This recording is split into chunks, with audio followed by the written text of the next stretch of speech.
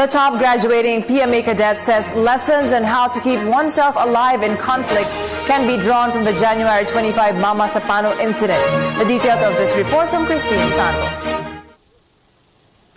Despite the recent Mama Sapano incident, wherein 44 members of the Special Action Force of the Philippine National Police lost their lives, this year's cum laude of Asia's premier military institution is not appalled about the dangers they will face upon serving the country's armed forces.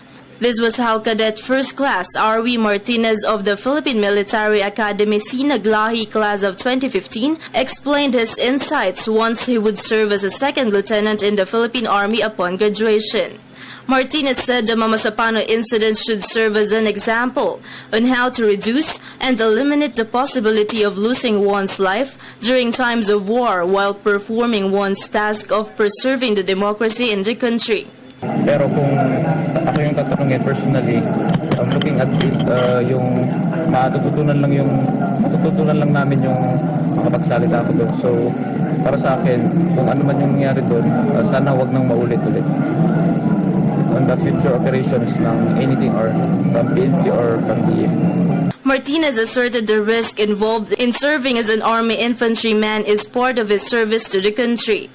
This, he said, includes giving the highest sacrifice to the country to ensure freedom for all peace-loving Filipinos. Yung sa pag-acceptance naman sa risk ng trabaho is na-take up ko na yan prior pa sa pag-entry.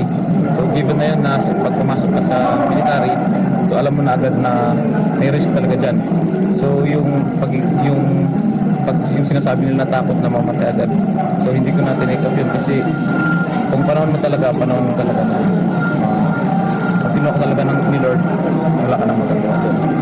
Aside from the presidential saber, Martinez is set to receive the Philippine Army Saber.